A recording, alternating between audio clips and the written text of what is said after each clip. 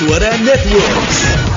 Bogor 100,8 FM, Serang 91,4 FM, Sukabumi 96 FM, Kuningan 89,8 FM, Indramayu 92,2 FM, Kulon Progo 93,8 FM, dan 94,6 Radio Kota Perak.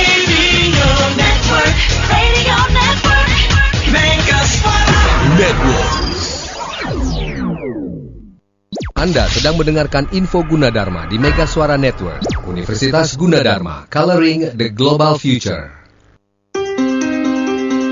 Sesaat lagi kita simak dialog interaktif Info Gunadarma yang disiarkan langsung oleh Mega Suara Bogor, Mega Suara Serang, Mega Suara Sukabumi, Mega Suara Indramayu, Mega Suara Kuningan, Mega Suara Kulon Progo, dan Kota Perak, Yogyakarta. Selamat pagi menjelang siang sahabat Mega Suara dan juga kawan Kota Perak, Yogyakarta. Hari ini hari Sabtu tanggal 12 September 2020. Setiap hari Rabu dan juga Sabtu mulai pukul 9 sampai dengan pukul 10 waktu Indonesia Barat, kita akan ngobrol-ngobrol dengan teman-teman dari Universitas Gunadarma. Dan acara ini disiarkan secara serentak di 7 stasiun Radio Mega Suara Network yang tersebar di 7 kota di 3 provinsi. Selamat pagi dan menjelang siang untuk teman-teman yang ada di Jabotabek diwakili oleh Mega Suara Bogor. Kemudian yang ada di Provinsi Banten, Mega Suara Serang, di Kulon Progo Yogyakarta, Mega Suara Sukabumi, Mega Suara Kuningan, Mega Suara Indramayu dan juga Radio Kota Perak Yogyakarta. Dan di ujung telepon saya sudah terhubung dengan narasumber dari Universitas Gunadarma. Beliau ini adalah Kepala Pusat Studi Kriptografi dan Keamanan Sistem Universitas Gunadarma. Ada Bapak Dr. Renat Avinanta Tarigan. Selamat pagi Pak Avinanta. Selamat pagi. Apa kabar? Alhamdulillah baik. Alhamdulillah baik. Pak, sebelumnya saya ingin mengucapkan selamat dulu nih Pak kepada tim mahasiswa kedokteran Universitas Gunadarma yang telah meraih prestasi ya. Prestasi apa Pak kemarin tuh? Video kontes ya? Iya, video kontes. Video kontes dalam rangkaian acara International Second in a Time. Juara 2 video kontes atas nama Sofian Julenka. Judulnya Stigmai. Kemudian juara favorit video kontes atas nama Estasi Gabrielka. Judulnya Obatin. Pak, kita berbicara tentang ini dulu nih Pak, tentang tren daripada keamanan cyber di masa pandemi COVID-19 ini seperti apa sih? Ya, jadi begini Mas, jadi begitu ada pandemi, kan itu sekitar bulan Maret ya, di Indonesia terutama. Kemudian kita ada PSBB waktu itu, kemudian orang-orang dan siswa juga mulai bekerja dan belajar beribadah dari rumah, gitu ya, work from home, school from home dan sebagainya. Dan akhirnya ada perubahan, ada perubahan sosial di mana kita yang bekerja di kantor, ya, yang kalau dalam suatu jaringan komputer gitu aman, kita sekarang bekerja di rumah, harus bekerja sama juga dengan rekan-rekan kerja yang lain, ya kan? Sehingga ya terjadi peningkatan signifikan penggunaan internet untuk bekerja di rumah. Nah, seiring dengan meningkatnya penggunaan internet tadi atau work from home dan lain sebagainya, nah cyberkriminal tidak tinggal dia. Mereka punya interest yang besar di sini, ya kan? Dulu mungkin file-file yang rahasia itu ada cukup di kantor, yaitu ada di komputer kantor, ada di server di kantor. Mereka melakukan pertukaran data melalui menggunakan flash disk misalnya, ya kan? Iya, betul. Tapi sekarang mereka harus bekerja di rumah, mereka harus menggunakan cloud misalnya, ya kan? Mereka simpan di cloud. Nah itu kan pergerakannya besar sekali dari data tadi. Iya, betul, ya. betul. Dan orang-orang juga sekarang yang dulunya belanja langsung ke supermarket, kita harus belanja online. Jadi kan pada waktu itu sebulan 2 bulan kita takut keluar, jadi kita memanfaatkan e-commerce dan lain sebagainya. Nah itu ada satu interest yang besar bagi pada cyber criminal ini untuk bergerak ke sana. Dan akhirnya memang banyak terjadi insiden keamanan cyber yang cukup signifikan. Ya, besar sekali mereka waktu itu. Dan mereka banyak memanfaatkan malware untuk melakukan hal tersebut. Oh, malware ya Pak ya? Mereka menemukan banyak, misalnya kita menggunakan Vicon, video conference gitu ya, Zoom, atau apa Google Meet ya, dan sebagainya. Pada waktu awal-awal itu, saya ingat waktu ada beberapa kelemahan yang ada di dalam beberapa software Vicon, mereka manfaatkan. Kita kan bisa screen share ya kan, kemudian kita bisa membiarkan teman kita untuk melakukan annotation di dalam presentasi kita dan sebagainya. Itu take control atau mengambil kontrol kita dari jauh ya di komputer kita. Gitu. Nah itu dimanfaatkan oleh beberapa cyber kriminal gitu, orang bilangnya hacker, untuk mengontrol komputer kita dari jauh. Mengontrolnya apa? Cukup dia mendownload malware, kemudian malware itu aktif, kemudian dia bisa mengontrol semua yang ada di dalam komputer tersebut. Oke. Nah ini kan masih terus berlangsung juga nih Pak, WFH ini belum 100% work from office. Artinya mungkin boleh dibilang 50-75% masih WFH ya Pak ya. Dan ada tip mungkin untuk dibagi, di-sharing kepada teman-teman semuanya bagaimana untuk mengantisipasi tentang keamanan cyber di masa pandemi ini Pak? Ya, sebenarnya sih kalau kita harus lebih berhati-hati, kita harus aware bahwa mengakses site yang tidak diketahuan citrungnya gitu, kira-kira tidak bisa kita kenali dengan baik, kita autentikasi dengan baik, itu sangat berbahaya. Banyak website phishing yang ada di internet sekarang banyak. Ini ya, kita lihat waktu itu ada beberapa banyak sekali domain yang berkaitan dengan COVID dan pandemi itu didaftarkan di internet dengan sangat signifikan, dan hampir sebagian besar itu digunakan untuk web phishing. Nah, jadi orang-orang cenderung kan mencari tahu tentang COVID-19 ini nggak pernah ada, sekarang ada kan. Mereka mencari itu di internet, lihat ada site tertentu, akhirnya disuruh memberikan kartu kredit gitu misalnya, atau dia mendownload sesuatu dari situ. Ini informasi lengkapnya mengenai vaksin misalnya, dia download ternyata dalamnya ada malware. Oke. Ini yang kita sebut nanti kalau Anda mau aman, kalau kita di biological pandemic, nanti kan ada virus COVID-19, kita harus pakai cuci tangan, menggunakan hand sanitizer dan sebagainya. Nah di cyber kita punya cyber hygiene.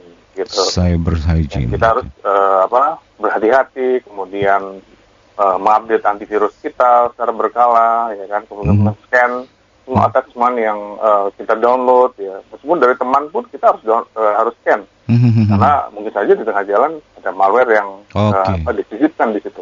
Siapa tahu kan? Iya betul. Walaupun di awalnya aman, mungkin di tengah-tengah pada saat transfer kali Pak ya? Nah betul.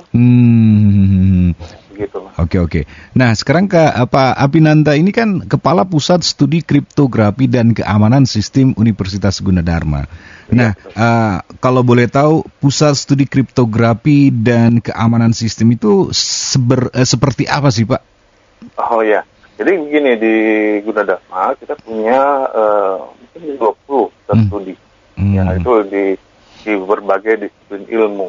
Ya, salah satunya adalah kalau di disiplin ilmu komputer ada yang namanya kriptografi dan keamanan sistem. Nah, pusat studi ini sebenarnya wadah bagi para dosen dan mahasiswa untuk yang punya interest dalam penelitian atau riset yang berhubungan dengan topik tertentu. Nah, contohnya di sini adalah tentang kriptografi dan keamanan sistem. Jadi ya mahasiswa S1, S2, S3 atau dosen-dosen yang interest di dalam meneliti tentang keamanan informasi, tentang kriptografi dan lain sebagainya, itu ada dalam wadah ini untuk meneliti secara bersama-sama. Seperti itu, Mas.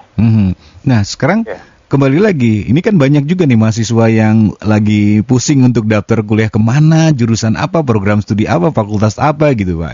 Nah, kenapa sih harus ada yang namanya program studi kriptografi dan juga pusat studi ini?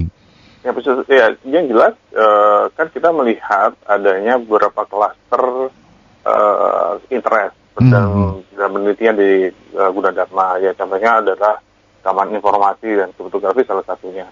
Dan saya kira dengan adanya ada pusat studi ini kan sangat penting ya. Jadi kita lihat seiring dengan tren kita dengan menggunakan Windows dan sebagainya, kita tahu bahwa keamanan informasi, keamanan cyber itu sangat penting.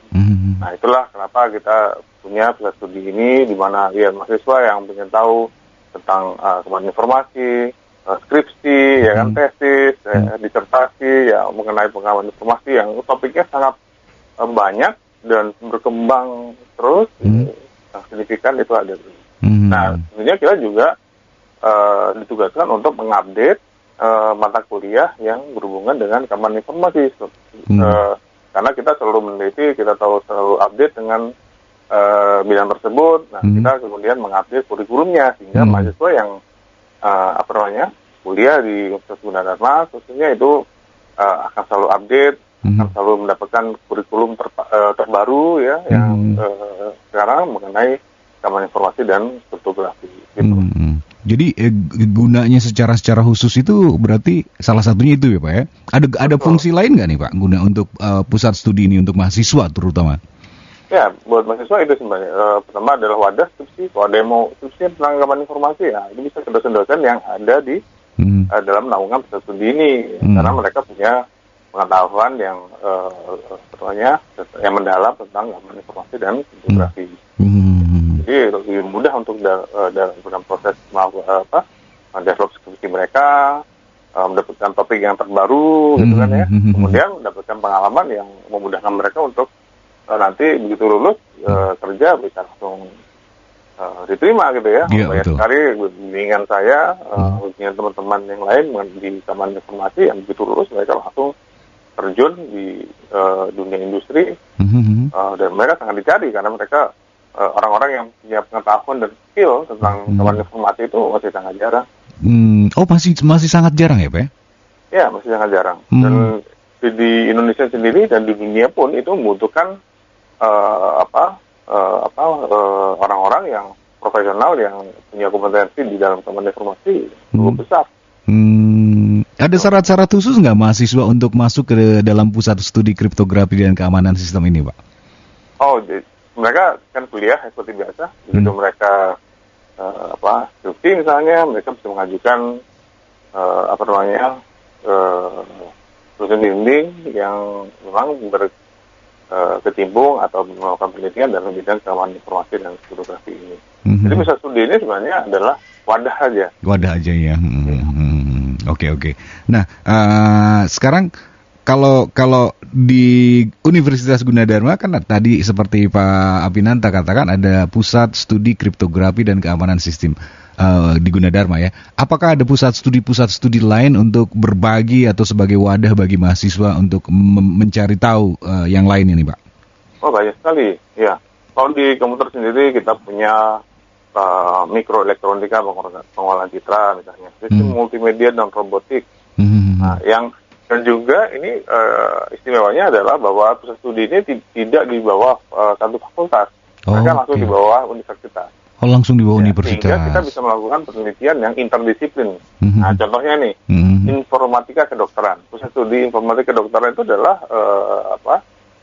satu studi interdisiplin antara informatika, computer science atau ilmu komputer dengan ilmu kedokteran di situ. Nah, di situ kan menariknya di sini. Kemudian misalnya yang lain ekonomi syariah misalnya, keuangan syariah. Ya. Kemudian di mesin kita punya desain otomotif misalnya, tenaga surya, ekonomi industri, ya, itu kan rekayasa sistem dan lain sebagainya. Jadi banyak sekali pusat studi, sekitar 20 kalau nggak salah. Ada 20. Yang saya kira itu adalah ada beberapa yang memang interdisiplin. Sedangkan di kriptografi dan keamanan sistem security itu memang yang dipelajari di sana memang interdisiplin. Ya. Ada manajemen, kita juga manajemen keamanan informasi harus ada, gimana behavior dari user, kenapa sih user itu bisa mendownload secara tidak sengaja malware gitu misalnya. Ya kan kita juga harus mempelajari behavior seperti itu. Pak, kalau boleh tahu nih Pak ya, pernah nggak? Ini kan Universitas Gunadarma kan ada 5 kampus yang tersebar di 12 lokasi. Tentu perlu jaringan internet yang cukup wah gitu ya, Pak. Sempat nggak atau mungkin sering nggak di keamanan sistemnya diganggu sama para hacker gitu, Pak? Wah, sering sekali. Banyak ya. Itu udah sasaran lah. Biasanya mereka untuk ngambil apa itu, Pak, kalau mengganggu ke sistem gitu? Banyak sekali ya. Jadi biasanya mereka mencoba yang para hacker yang ingin terkenal gitu ya. Oh, oke. Untuk meng-deface web gitu misalnya. Kemudian mengganti isinya gitu. Atau mereka mencoba mencari masuk ke dalam sistem akademik gitu misalnya. Oke. Jadi itu agak susah karena itu sistem akademik memang kita proteksi dengan maksimal di sana. Oke. Baik, Pak Apinanda, kita nanti lanjut, kita break dulu ya, Pak ya. Oke, baik. Sahabat Mega Suara dan juga kawan Kota Perak, kita break dulu. Nanti kita akan berbincang-bincang, kita lanjutkan dengan Bapak Dr. Renat Apinanta Tarigan. Beliau ini adalah Kepala Pusat Studi Kriptografi dan Keamanan Sistem di Universitas Gunadarma. Saya akan kembali untuk Anda setelah beberapa informasi berikut ini. Jangan kemana-mana, Info Gunadarma akan kembali setelah beberapa informasi berikut ini.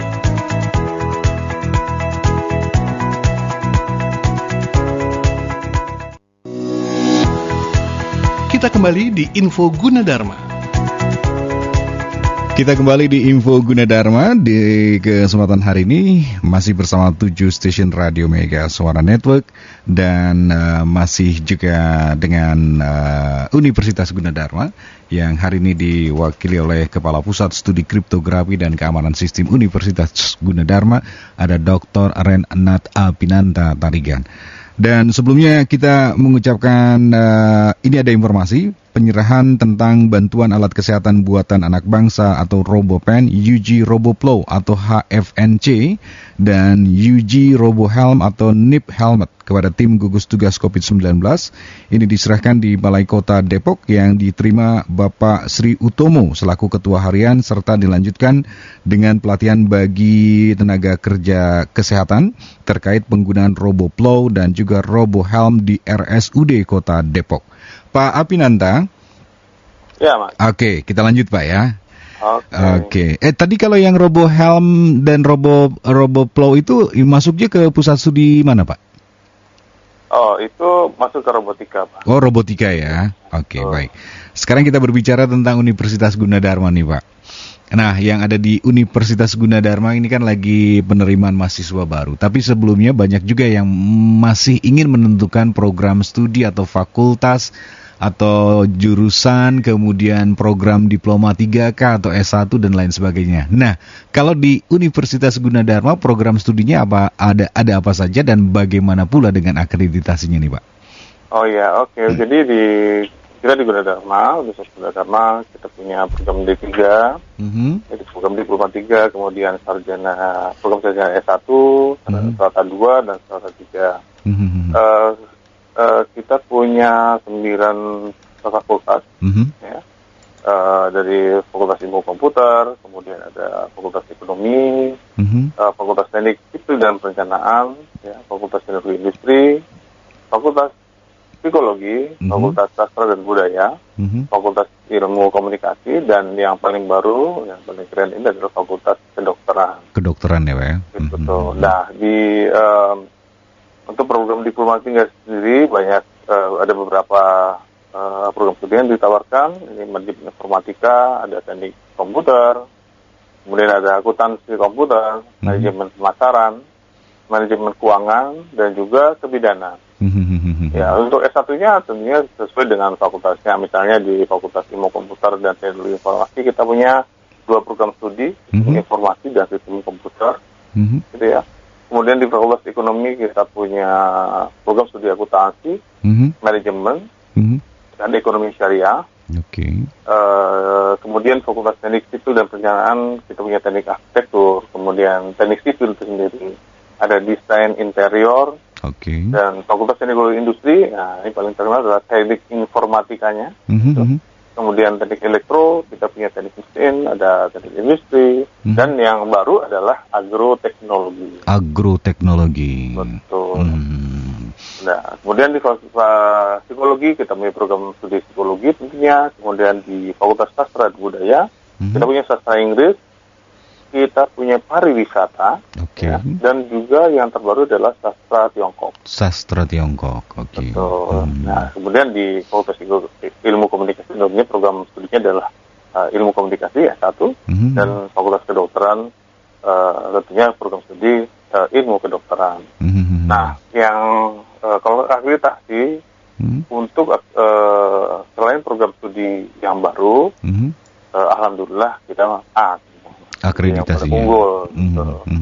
Nah, sedangkan yang baru tentunya bisa langsung A kan ya. Ya kita akreditasinya B dulu, kemudian setelah nanti ada jangka waktu tertentu untuk reakreditasi, dan saya yakin biasanya kita bisa meraih akreditasi yang terbaik, yaitu adalah ya. Oke. Dan secara institusi juga akreditasinya A ya Pak ya? Betul. Oke. Pak, ini kan selama pandemi kan agak-agak dibatasi kegiatan kumpul termasuk ke perkuliahan nih Pak. Sejak Maret sampai dengan saat ini juga masih dilakukan kegiatan secara daring. Nah, bagaimana dengan perkuliahan dan aktivitas di kampus Universitas Gunadarma, terutama yang berhubungan dengan kegiatan belajar mengajar mahasiswa dan dosen nih Pak? Wah ya, ini menarik sebenarnya Mas. Karena begini, begitu saya lihat perubahan yang cukup drastis ini, ya, dari kuliah luring gitu ya menjadi kuliah daring PJJ ya. Ini ada banyak yang masih tergagap-gagap. Tapi kalau di Universitas Gunadarma kita tidak tergagap seperti itu, karena kita sudah terbiasa dengan menggunakan fasilitas-fasilitas berbasis teknologi informasi dan komunikasi. Salah satunya adalah virtual class, di mana pada sebelumnya 3 kali pertemuan kita biasanya diwajibkan untuk menggunakan virtual class. Jadi pada sebelum pandemi pun kita sudah menggunakan itu. Ya, jadi dosen dan mahasiswanya begitu berubah menjadi full daring, nah ini nggak ada masalah sama sekali. Jadi mereka langsung switch begitu aja. Mungkin ditambahkan dengan menggunakan video conference misalnya, ada Google Meet. Kita juga punya Meet Gunadarma, itu adalah salah satu platform untuk video conference yang difasilitasi oleh kampus Universitas Gunadarma. Kita juga memanfaatkan UGTV gitu ya.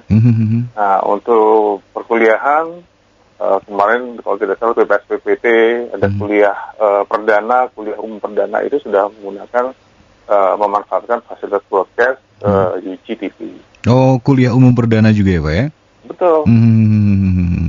Oke Pak. Nanti kita akan coba memanfaatkan media broadcast ini, kan bisa diterima di seluruh Jabodetabek gitu ya, dan kita juga punya perangkat streaming yang cukup bagus di situ, sehingga mahasiswa nanti bisa memanfaatkan banyak channel untuk melakukan kegiatan belajar dan mengajar.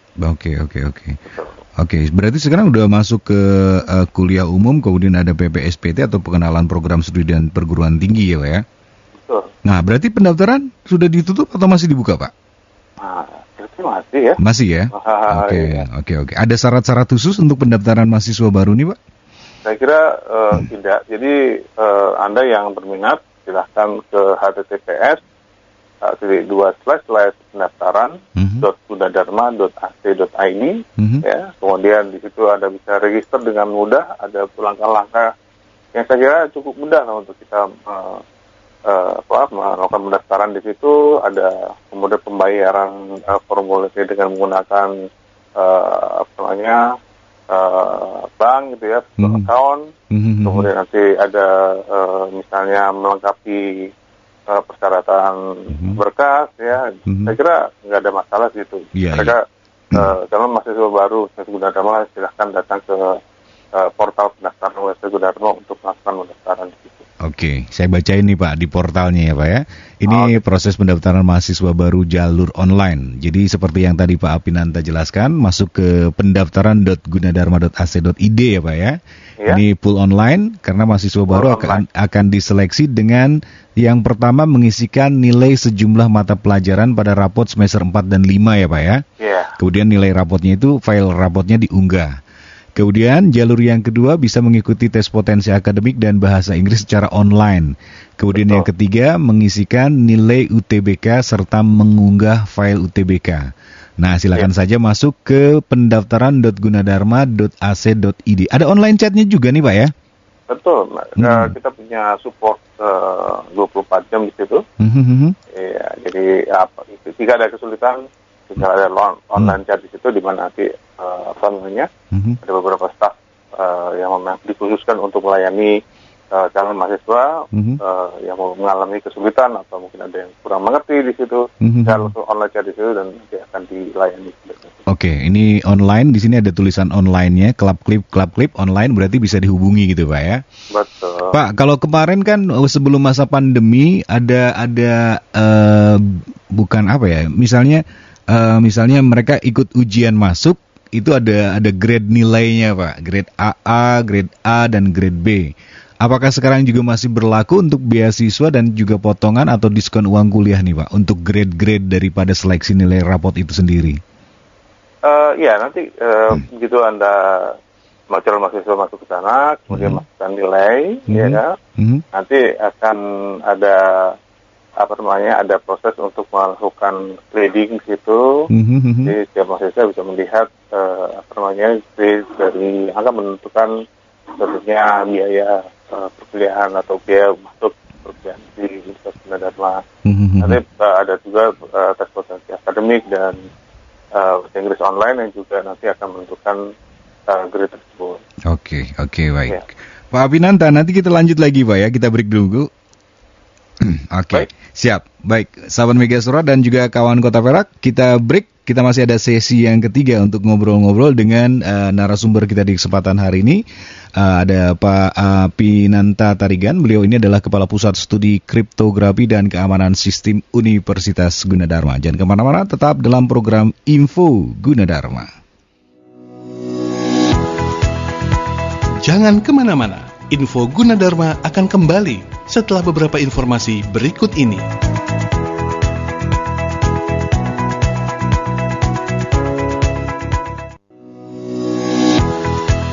Kita kembali di Info Gunadarma. Kita masuk di sesi terakhir di Info Gunadarma untuk kesempatan hari ini. Masih bersama 7 Radio Mega Suara Network dan juga masih bersama Bapak Dr. Renat Apinanta Tarigan. Sebelumnya kami informasikan untuk proses daftar ulang online kepada calon mahasiswa yang sudah membayar uang kuliah, baik bayar lunas atau hanya semester 1, silakan kembali login ke sistem untuk melakukan proses daftar ulang secara online. Beberapa dokumen yang perlu diunggah adalah bukti bayar uang kuliah berupa bukti transfer atau slip setoran dengan format PDF atau JPEG. Kemudian yang kedua adalah salinan kartu tanda penduduk atau KTP dalam format yang sama, JPEG ataupun PDF. Kemudian salinan kartu keluarga atau KK dalam format yang sama, PDF atau JPEG. Kemudian persyaratan dokumen lainnya, ijazah, kemudian persetujuan orang tua, tata tertib kehidupan kampus, silahkan dilengkapi pada menu kelengkapan berkas. Untuk hasil tes kesehatan akan diinformasikan lebih lanjut jika situasi sudah memungkinkan. Dan ini untuk lebih lengkapnya silahkan Anda buka halaman pendaftaran.gunadarma.ac.id 2020. Kita kembali ke Pak Apinanta. Pak? Halo, Mas. Aduh, ngantuk kayak nih. Waduh, ngopi dulu. Kalau hari ini ke kampus atau di rumah atau FH atau gimana, Pak? Kebetulan kami nanti akan ada simulasi wisuda daring. Oh, tanggal berapa itu, Pak? Wisuda daring tuh? Direncanakan sih tanggal 19. Tapi kita akan coba untuk melaksanakan wisuda daring ini sebaik-baiknya, sehingga meskipun daring tetap berkesan bagi mahasiswa. Rencananya di kampus mana, Pak? Enggak, kan daring. Daring ya? Oh, oke. Berarti Karena PSBB, kan ada PSBB kan, dan ini mulai, Jakarta sudah mulai lockdown lagi. Lockdown kembali, betul. Ya. Betul. Ya, Wisuda daring di tanggal 19 rencananya, Pak ya? Mudah-mudahan lancar. Oke, Pak, ini kan tadi saya nanya juga nih, kalau lokasi kampus nih ada di mana saja sih sebenarnya, Pak? Ada 5 kalau nggak salah ya? Iya, kalau di dalam wilayah Depok kita punya beberapa kampus ya. Ada kampus D di Margonda, kampus E, G, H di Kelapa II ya. Kita juga punya kampus F ya. Kemudian kemudian ada F8 ya di RTM. Kemudian di Bekasi kita punya J1, kemudian J5 di Kalimalang, di beberapa lokasi di Bekasi, kemudian di Salemba, Kenari, di Jakarta Pusat, kemudian di Karawaci, ya, dan sebagainya. Jadi ada sekian banyak lokasi di mana mahasiswa bisa memilih di mana dia akan berkuliah nanti. Oke. Mereka di rumah lebih baik begitu kan. Betul. Jangan ikut-ikutan pacarnya ya, Pak ya. Pacarnya dosennya nanti yang kita mobile, dosennya akan mobile. Normalnya, kalau tidak pandemik ya kita mobile. Saya kadang-kadang akan mengajar di daerah Karawaci dan Cengkareng gitu kan ya, kemudian bisa ke daerah Bekasi dan lain sebagainya. Oke. Pak, kalau udah masuk, kalau tadi kan ada beasiswa di awal ya, itu namanya sesuai dengan grade beasiswa atau potongan atau diskon uang kuliah. Nah, kalau sudah menjadi mahasiswa Universitas Gunadarma, masuklah ke semester 3, ke 4 sampai dengan selesai. Apakah ada perhatian khusus dari Universitas Gunadarma bagi mahasiswa-mahasiswa yang berprestasi mungkin untuk seperti beasiswa gitu? Oh, jelas Mas. Jadi untuk ada beberapa skema beasiswa yang ditawarkan, baik yang prestasi akademik, jadi kalau IPK-nya bagus sekali, 3,8, 3,9, 4,0, wah itu luar biasa. Ada chance untuk mendapatkan beasiswa dari Universitas Gunadarma, dan juga untuk prestasi non akademik. Okay. Dia juara dunia catur misalnya. Kira-kira seperti itu. Dan juga ada beberapa skema beasiswa dari pemerintah, misalnya bidik misi.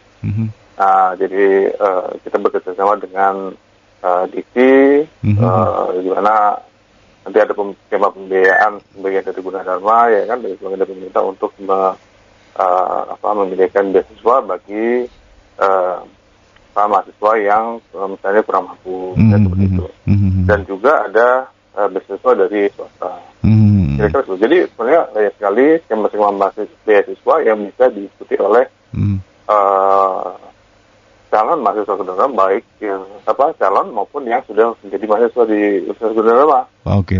Yang penting mereka harus berprestasi.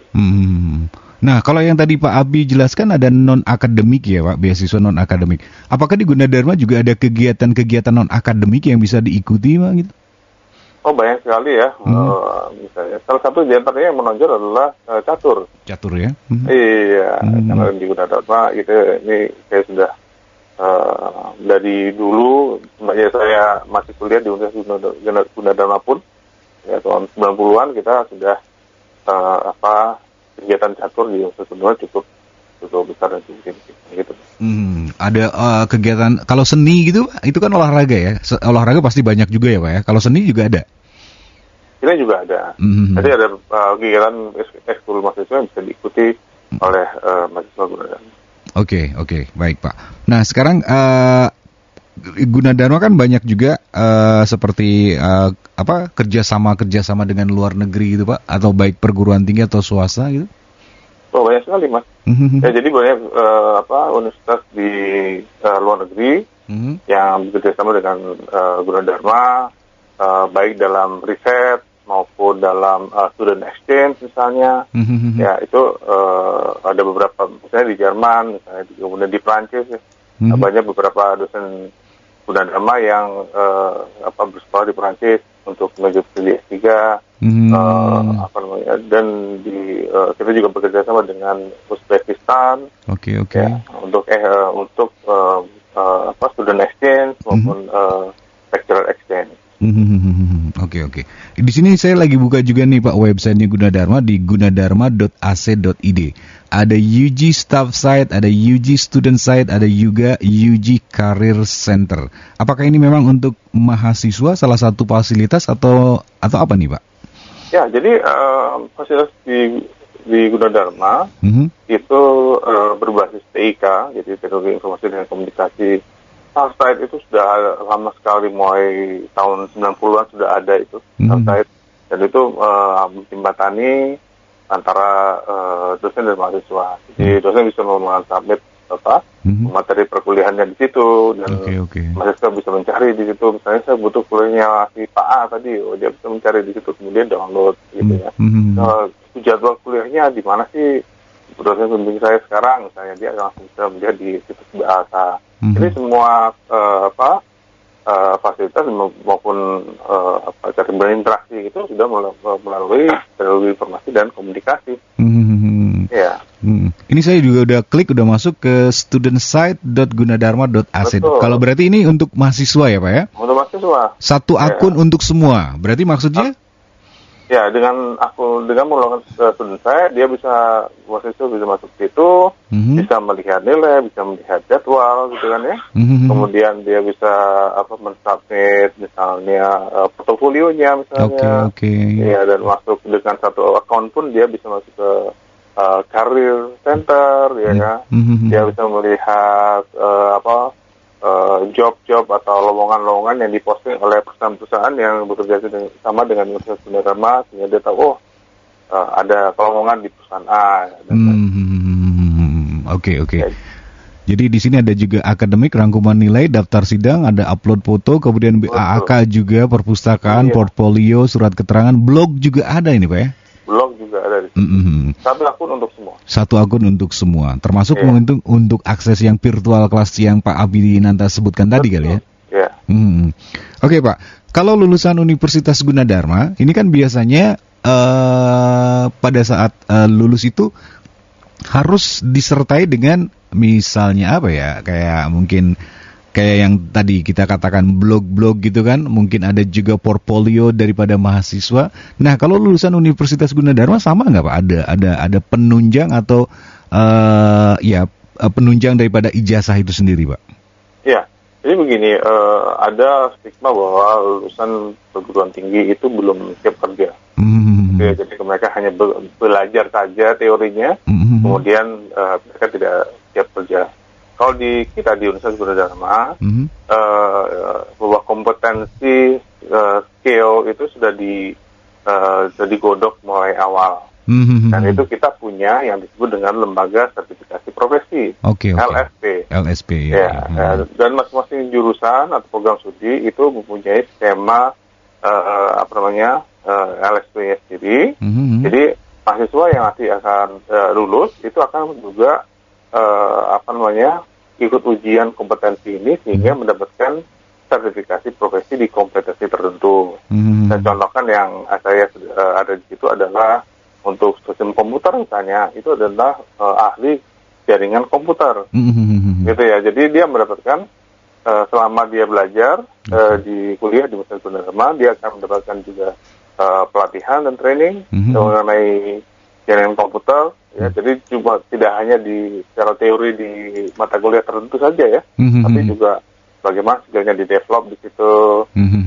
Kemudian ada ujiannya ya kan, ujian sertifikasi profesi yang akan dilakukan dari semester sampai akhir, sehingga begitu dia lulus mendapatkan ijazah, dia mendapatkan sertifikasi kompetensi tadi. Dan sertifikasi kompetensi itu nanti akan diterima oleh industri. Ya, jadi begitu dia terjun ke industri, Anda punya pengalaman apa? Gitu kan, misalnya dia belum punya sekali, tapi dia sudah punya modal, yaitu adalah ijazah dan sertifikasi kompetensi tadi. Oke. Pak Abi, bisa jelaskan mungkin yang terakhir nih, kenapa kita harus memilih ke Universitas Gunadarma? Apakah ada keunggulan gitu mungkin Pak? Wah, keunggulannya banyak sekali ya. Saya mau menyebutkan satu. Yang jelas akreditasi kita A, ya kan, untuk setiap program studi itu hampir semuanya A. Kemudian akreditasi institusi peringkatnya juga dari A, dari Bank PT, ya kan. Ada beberapa seluruh program studi kita juga, karena awalnya kita juga berbasis IT, maka hampir semua program studi di Universitas Gunadarma itu berbasis IT. Dalam artian ada muatan-muatan IT, teknologi informasi dan komunikasi yang diberikan di setiap program studi. Kemudian pengajarnya, Mas, kita punya doktor, ya, S3 itu 334 orang, yang kalau kita lihat itu adalah terbanyak di seluruh PTS di Indonesia. Yang S3-nya banyak sekali, ya. Dan pengajarnya kualifikasinya yaitu profesor, doktor, dan tentunya yang paling kecil magister. Kita kerjasama dengan lebih dari 30-40 perguruan tinggi di dunia, ya kan, dalam penelitian, dalam student exchange, dan banyak program yang lainnya. Kemudian kita punya perpustakaan yang cukup representatif. Mahasiswa bersama di situ, kemudian belajar, dia bisa melihat view yang bagus di sana, ya kan. Kemudian fasilitas proses dan pembelajaran berbasis teknologi informasi yang tadi sudah disebutkan, student site, career center, Class, ya kan. Kemudian ada Meet Gunadarma, ya. Kemudian infrastruktur jaringannya kita cukup besar loh, Mas. 1,5 hampir 2 gigabit per second. 2 gigabit, Pak. Betul, koneksi internetnya. Dan itu karena kita harus mendukung video conference, ya kan. Kemudian video streaming untuk di UGTV, ya, dan lain sebagainya. Kemudian kita tadi sudah jelaskan ada sertifikasi profesi, ya. Sertifikasi profesi. Jadi tidak hanya ujian saja, tapi pembekalannya juga kita berikan setiap semester itu, ya. Kemudian kita punya media publikasi online seperti jurnal, ya kan. Kita punya UG Jurnal, kita punya UG News, kemudian UG TV, ya, di digital komunitas pertama di Indonesia, kemudian UG Radio. Dan kita tersebar di sekian banyak lokasi, di mana mahasiswa yang misalnya di Karawaci, lebih dekat ke Karawaci, ya tinggal kuliah di Karawaci aja, dia tidak perlu lagi ke Depok, jauh-jauh ke sana. Yang di Depok, ya di Depok, kemudian dengan demikian, ya mahasiswa akan lebih nyaman dalam melakukan perkuliahan. Itu kira-kira. Oke, baik. Pak, ada call center yang bisa dihubungi oleh teman-teman calon mahasiswa yang mau nanya-nanya tentang pendaftaran Universitas Gunadarma ini, Pak? Call center kalau nggak salah saya ingat ini 1.500 158. Oke, 1.500 158 atau bisa ke website juga boleh ya, Pak ya? Ya, langsung ke website lebih enak. Oke, baik. Pak Apinanta, terima kasih. Salam buat Ibu juga. Tati Suwandi. Salam juga buat Raffi Asadel. Terima kasih. Udah jago main gitarnya ya. Iya. Dan Arfi juga, salam buat Arfi. Pak, terima kasih Pak ya. Terima kasih Mas. Baik. Oke, demikian bincang-bincang kita dengan Bapak Apinanta Tarigan. Beliau ini adalah Kepala Pusat Studi. Jadi di Universitas Gunadarma ada juga pusat studi berbagai macam, ada 20 yang tadi Pak Apinanta jelaskan. Jadi Pak Api ini adalah Kepala Pusat Studi Kriptografi dan Keamanan Sistem Universitas Gunadarma. Terima kasih juga buat teman-teman yang ada di 7 stasiun Radio Mega Suara Network.